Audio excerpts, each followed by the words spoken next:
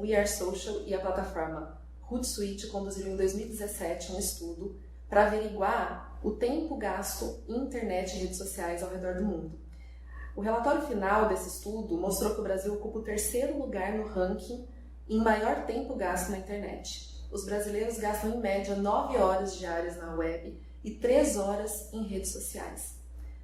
A gente não pode negar que as redes sociais trouxeram muita voz para todos.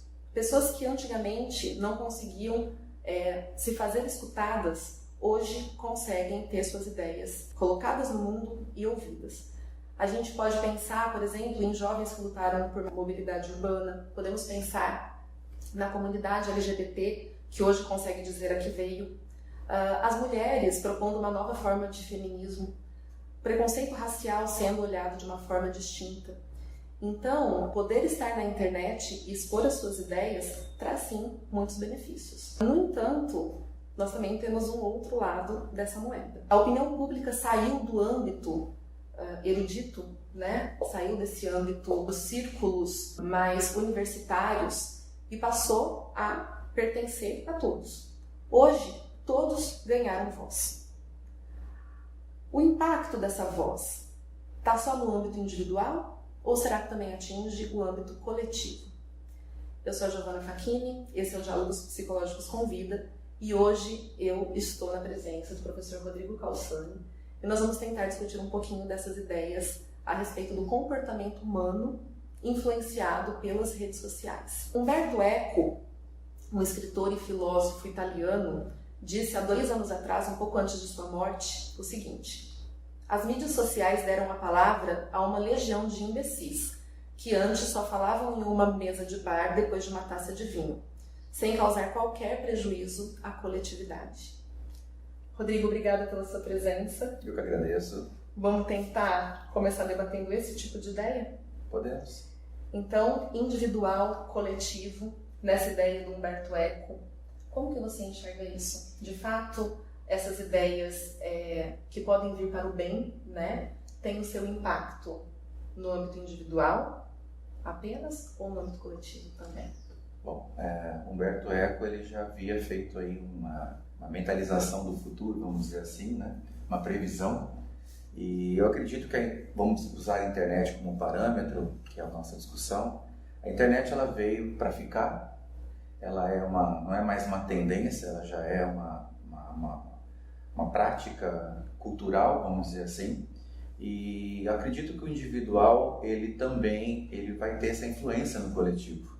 Então, ao mesmo tempo, como você mesmo citou aí no início do programa, né, no sentido de que hoje muitas pessoas podem ser ouvidas, muitas pessoas agora colocam suas opiniões nas redes sociais, enfim.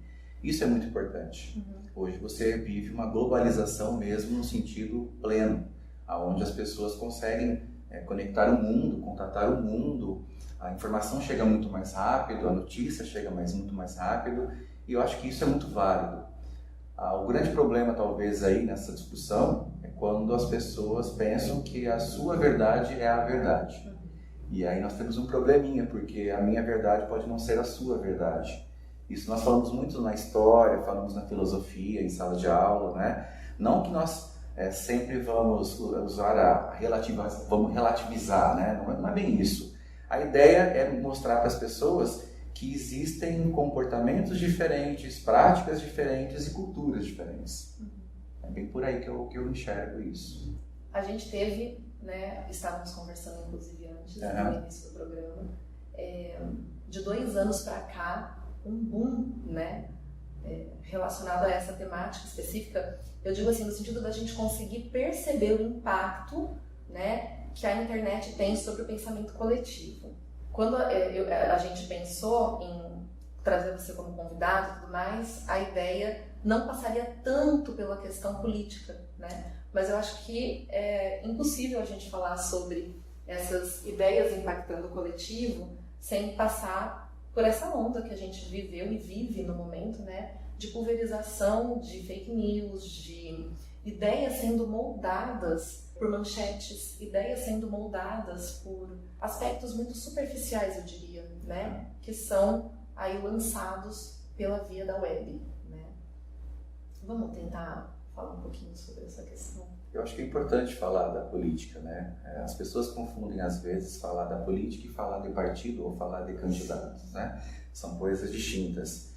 Na realidade, eu acredito que a política ela entrou nessa onda há algum tempo, né? Ela percebeu que é um segmento a ser explorado e conquistado, e muita gente hoje assiste muito mais os canais do YouTube, das redes sociais, do que a própria televisão aberta. Então há uma tendência das pessoas ouvirem mais esse discurso político, e ao mesmo tempo eu percebo que a política ela entrou nesse viés, nessa pauta de discussão, porque todo mundo quer ter a sua verdade, todo mundo quer defender o seu ponto de vista. Por esse ângulo eu acho muito positivo, é uma questão mesmo democrática, é uma questão de eu não preciso concordar com todos e nem todos precisam concordar comigo, mas é necessário que quando as pessoas começarem a fazer as suas indagações, as suas perguntas, começarem de repente também a lerem um pouco mais, a investigarem aquilo que estão recebendo. E não tem como, a fake news ela já existia há algum tempo, né? E agora está muito mais intenso no Brasil. Estados Unidos, né, recentemente, nós tivemos a eleição do Trump, mas eu acredito que a ideia da fake news ela é uma ideologia criada, uma ideia criada, onde essas pessoas elas acreditam muito mais nesse tipo de comportamento, de informação, do que de repente até mesmo alguém da sua família, algum amigo chegar e falar, oh, não é isso não, sim, vamos para o outro lado, olha. Então eu acredito que muitas famílias brigaram durante esse momento da política brasileira, amigos, né? Eu confesso que nesse momento aí difícil que foi, eu concordo que foi difícil, porque as pessoas que se amam começaram de repente a brigarem ali entre elas, entre si. Então eu acho que a ideia é o respeito, e isso a gente viu que praticamente não aconteceu nesse último mês aí, né? E a política ela está dentro disso, as pessoas precisam entender. Eu até vou citar aqui um autor. Quando a gente trabalha, por exemplo, Durkheim, um sociólogo na sala de aula, a ideia é mostrar, por exemplo, como que se cria a consciência coletiva. De que maneira que existem padrões comportamentais, culturais pré-estabelecidos. E como que a gente, de repente, não percebe que estamos dentro da bolha daquela sociedade X, por exemplo, né? E não conseguimos, de repente, enxergar que existem outras bolhas, que existem outras culturas. Então, isso traz para a política. Eu acredito que a política também, ela é mais, no Brasil, principalmente, ela é muito mais passional do que racional. Esse é um problema. Eu sempre falo isso em sala de aula, né? Eu não comento sobre partido ou sobre político, mas eu falo sobre consciência política. Então, nós temos que votar, quando tem que escolher alguém, a partir da razão. O que eu quero realmente de melhor para o lugar que eu moro, para as pessoas que eu convivo. E normalmente no Brasil, se nós pegarmos a história, desde o começo da República principalmente, sempre as pessoas se levaram para o lado pessoal. É a ideia do privado, é a ideia do meu, né? No máximo minha família. Agora, os outros, talvez, quem sabe. Então o público se torna uma coisa um pouco mais distante. Eu acho que essa é a grande diferença de se fazer política no Brasil e de repente se fazer política numa Europa ou até nos Estados Unidos, né? Aquela ideia de o coletivo, né? O que é principal para nós, né?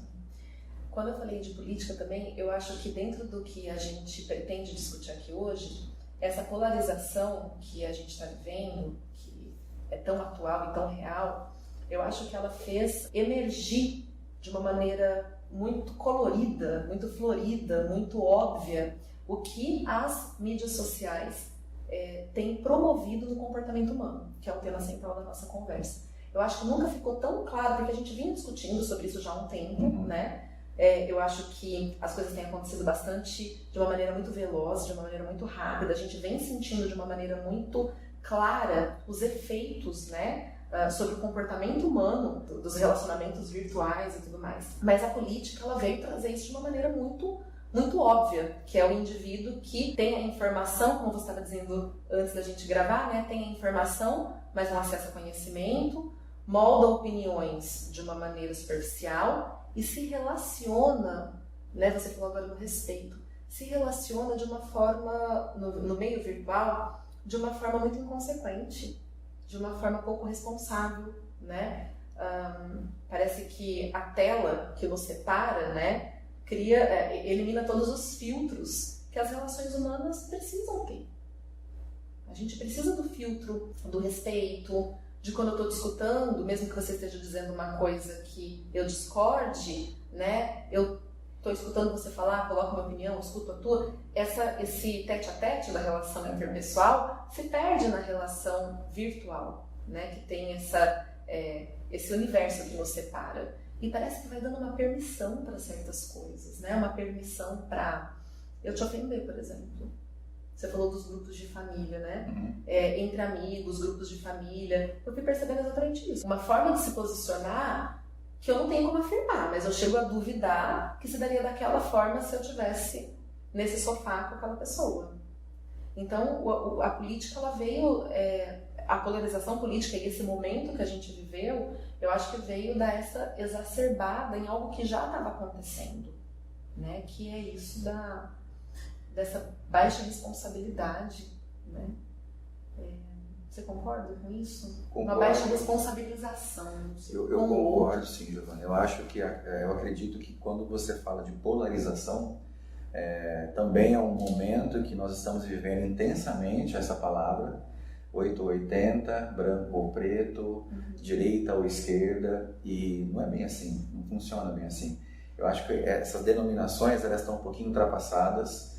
Algumas pessoas não concordam, acham que não, que devem ainda usar esse tipo de denominações, mas eu acredito que hoje estamos vivendo um momento bem intenso no sentido da polarização, e a internet, ela possibilita criar a coragem na pessoa, uma coragem falsa, mas uma coragem onde tudo aquilo que ela de repente gostaria de falar ao vivo, ela não fala, porque nós aprendemos a ser politicamente corretos, e a internet agora mudou, né, o estilo dela, a nova cara da internet é falar o que você pensa, só que não existe essa questão da responsabilidade ainda no Brasil.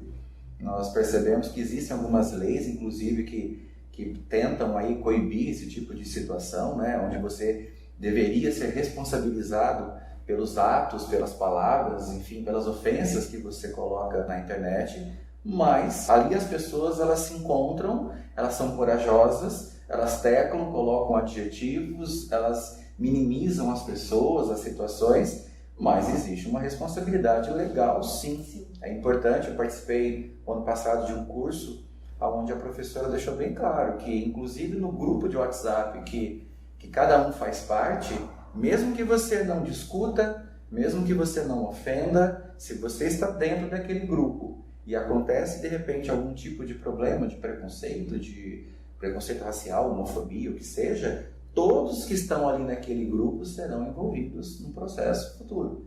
E muito brasileiro não sabe disso. Eu cheguei a ter uma situação em que eu peguei uma fake news, chegou até mim, eu não repasso, mas eu comentei com a pessoa, falei, olha, isso que você passou não procede, é uma notícia falsa. Ah, mas eu quis passar para te informar. Eu falei, mas informar do quê? Se é uma notícia falsa. Então, realmente, é o que você citou aí anteriormente, né? Nós estamos vivendo um momento de um boom de informações, muita coisa acontecendo, mas muitas pessoas não estão averiguando a veracidade daquela informação. E a única forma de você ter essa consciência é tendo conhecimento sobre. E as pessoas não têm mais paciência. O problema é esse. Quando você, de repente, dá é simples, é fácil. Coloca um texto muito grande no WhatsApp. Coloca um texto muito grande no Facebook. E mesmo escrevendo bobeira, as pessoas param na metade e já curtem. Pior, não curti ainda. Né? Aí, por que você curtiu? Ah, não sei, eu vi lá algumas curtidas. Então, eu vejo assim, essas pessoas, elas vão meio que na onda, é meio que ideia mecânica.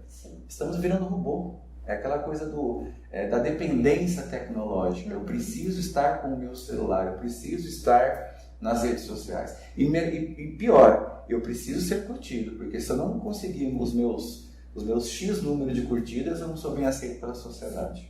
E é muito legal a gente que dá aula, né, e convive com uma geração distinta. A gente pegou um momento anterior a esse, de consumo de informação, né? Que para eu me posicionar a respeito de algum assunto, inclusive até hoje, mesmo com toda essa facilidade e tudo mais, para eu me posicionar, eu preciso estar informada, segura da informação que eu tenho para poder... Porque é uma questão de responsabilidade sobre aquilo que você... E a gente repassa e tudo mais. Repassa, que eu falo, não é só de compartilhamento, né? É de repassa, na conversa, sobre o que eu falo. Mas essa geração realmente vem de uma dependência tecnológica que vem sendo cada vez mais... parece que mais... massificada, né? No sentido de... Sim. Eu ia falar até piorada, mas achei o termo ruim. Que é uma sensação de pior. Mas eu também acho que a gente não pode afirmar isso, porque também a gente não sabe, né? Teve uma vez que um aluno virou pra mim e falou assim, mas Gi, como que vai ser? Né? Onde nós vamos parar? Né? Que dando a entender assim, que uma hora isso tudo ia ter ia virar um caos, né? E eu virei para esse aluno e falei, olha, ao longo da história teve N grandes viradas, né? Mudanças de comportamento, de hábitos. O que acontece? As pessoas se adaptam. Exato. Nós somos, né, seres humanos aí com essa capacidade de adaptação. Então acho sim que eu acho que a gente avalia sob um prisma bastante crítico de quem, né, está analisando o fenômeno, de quem viveu uma outra realidade também. Mas penso também que essas coisas, né, não vão instaurar, talvez, caos total, não sei. Mas quero acreditar na nossa capacidade de adaptação. Mas, enfim, você está falando, né, do consumo da informação, da responsabilidade perante aquilo que a gente repassa, né? E a gente vai percebendo, de fato, que essa geração vai tendo essa dependência, né, tecnológica, mas a dependência tecnológica é do estar em contato. Isso é a coisa que me deixa mais pirada nessa história, na verdade. Porque a dependência da tela, do celular, né? Essa pesquisa que eu citei no início coloca que 57% da população brasileira com acesso frequente à internet faz o uso, acesso às redes sociais pelo seu celular. 57%, então mais da metade da população é pelo celular. Eu acho essa informação muito relevante, porque o celular é móvel. A gente está com ele o tempo todo, né? Eu lembro que para eu acessar alguma coisa no computador eu tinha que chegar em casa e estar na frente do computador. Sim. E hoje em dia é o tempo todo. Então, essa dependência do estar o tempo todo em contato com o outro, mas você não está em contato de fato com o outro. É o virtual. É o mundo virtual. É o mundo virtual. Que eu vejo, assim, até em consultório muitas vezes, que é um mundo que auxilia muitas pessoas, né? Então, tenho pessoas mais tímidas ou fóbicas, que a gente consegue uma aproximação com o meio real, né, pela via do virtual, mas isso é minoria. A maciça maioria vai se distanciando do contato real para só conseguir se colocar de fato por meio do universo virtual. E aí, quando a gente fala em impacto no comportamento humano, isso me deixa muito preocupada, né, porque eu vou percebendo que as pessoas vão perdendo um pouco da capacidade, tanto que esse estudo dessas alunas falava de habilidades sociais. Parece que vai se perdendo a capacidade de treinar as habilidades para o convívio interpessoal, porque o meio virtual não exige. Você pode, como você estava dizendo antes, né, inclusive ofender, se colocar de uma maneira muito pouco assertiva, com essa baixa responsabilização. E você falou do escrever qualquer coisa, né? E eu noto que tem a questão do compartilhar qualquer coisa, porque aí é um outro dizendo algo que eu simplesmente vou passando para frente como uma opinião, de fato, concretizada minha. Eu tive uma situação em sala de aula há um bom tempo atrás, na faculdade, inclusive, numa outra que eu trabalhei, e a aluna confidenciou isso em aula, com todos ali, e isso foi há 10 anos atrás.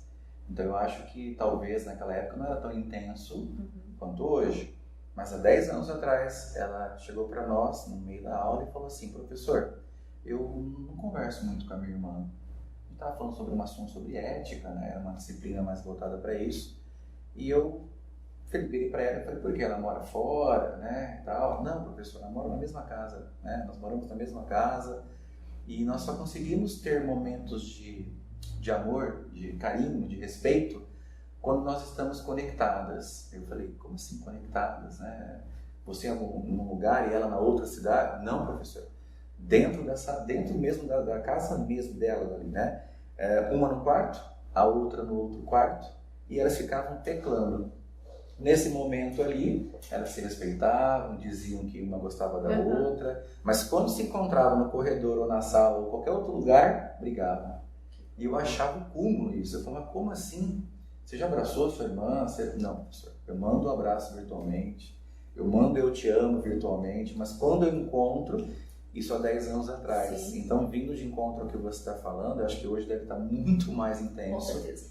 E as pessoas hoje, elas não têm mais... Eu percebo isso às vezes nos adolescentes, né? Eles querem ter essa questão do social, do humano, mas talvez essa questão virtual é tão presente na vida deles que eles ficam meio sem graça de demonstrar um pouquinho os sentimentos, né? Eu acho que essa perda, de fato, do treino mesmo, é a ausência do treino. Sim. Você perde a habilidade.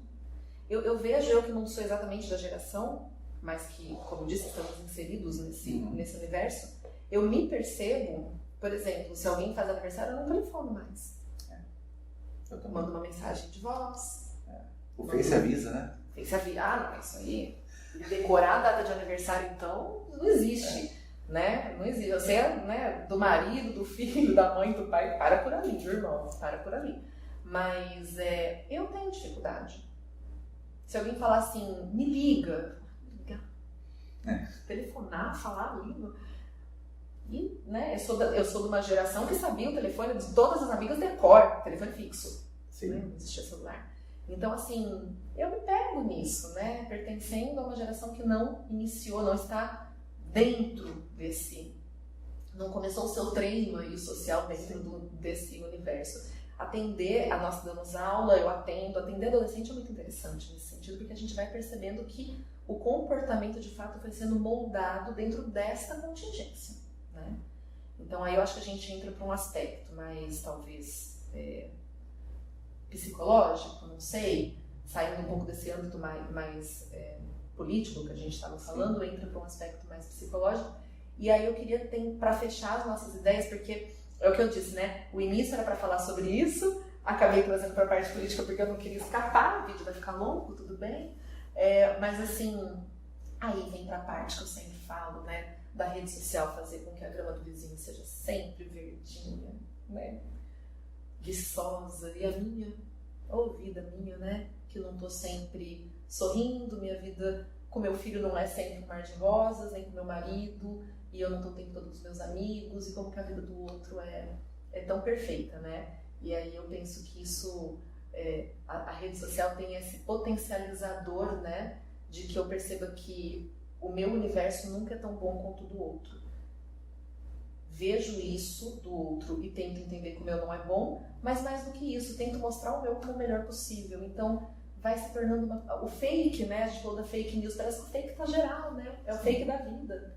Eu acredito que quando você disse da grama do vizinho, eu tenho certeza que o vizinho também reclama da dele e fala que a sua é melhor. Com certeza. Hoje em dia, quando nós vamos viajar, por exemplo, você vai conhecer um lugar bonito, você tira fotos. Só que normalmente, e aí é independente da geração, seja a geração X, Y ou Z, as pessoas vão querer mostrar os melhores momentos ali nas redes sociais, sorrindo, né? Sim.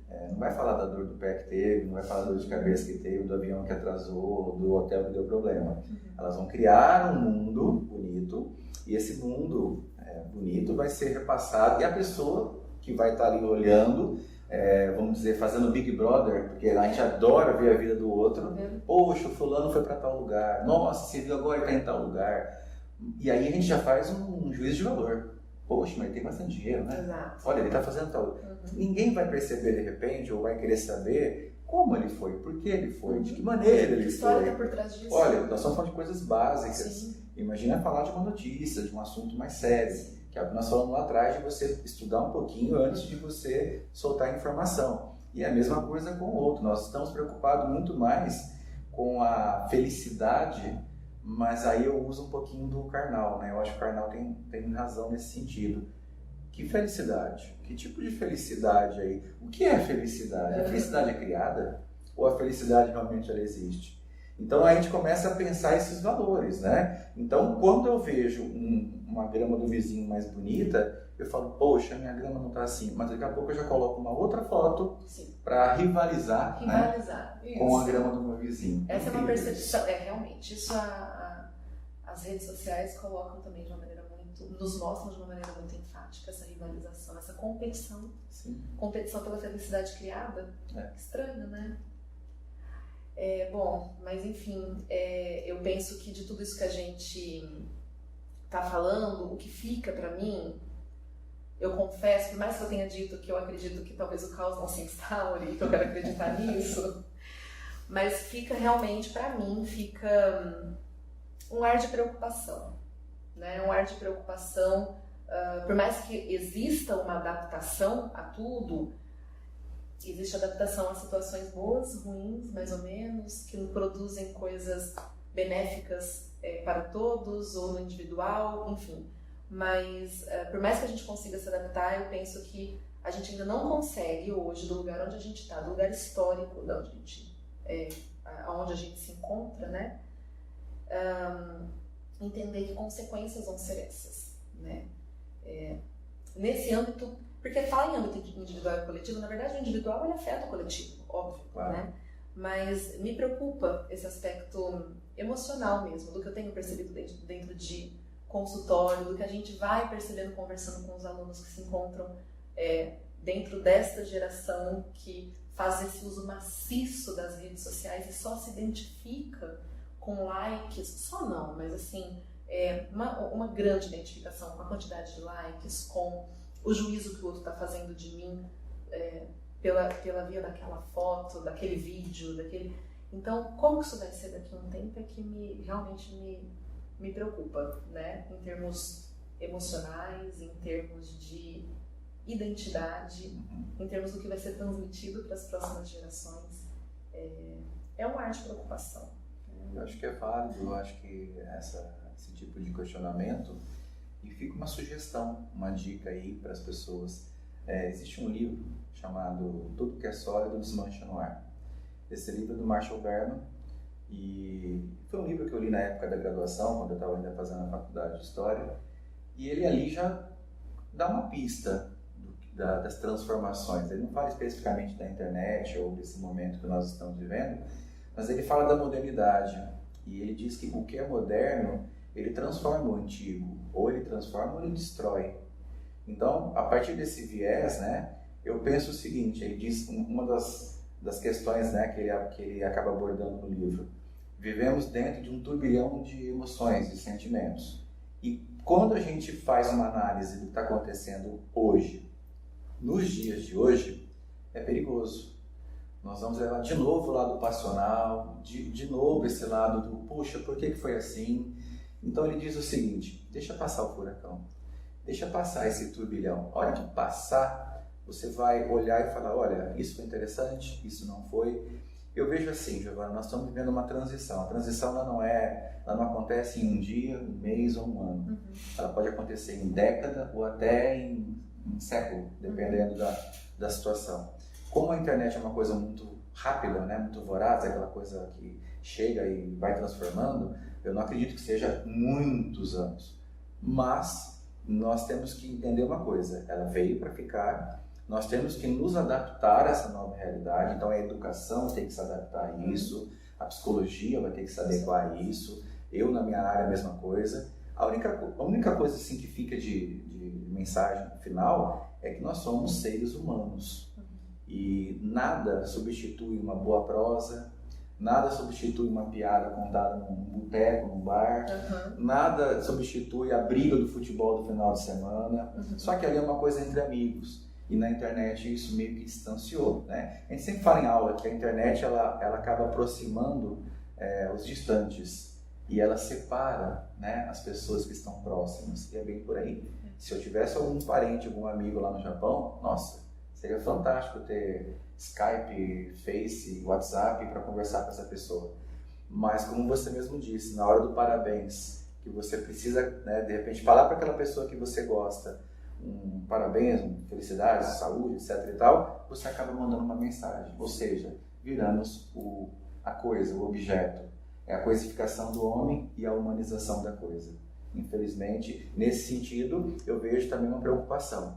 Mas, olhando assim, né, no geral, eu ainda acho que a democratização da informação, do acesso, faz com que, no caso, as pessoas possam ter uma situação, vamos dizer assim, melhor, no sentido de conhecer um pouco mais o mundo. Talvez o caminho que ela esteja tomando seja um caminho aí um pouco torto, um caminho preconceituoso, e aí existem as leis, existem as pessoas que possam aí fazer algum tipo de interferência. Exatamente. Rodrigo, muito obrigada pela sua participação. Agradeço. Foi muito proveitoso, adorei. Pessoal, esse foi mais um Diálogos Psicológicos com Vida. A gente se vê no próximo mês. Muito obrigada.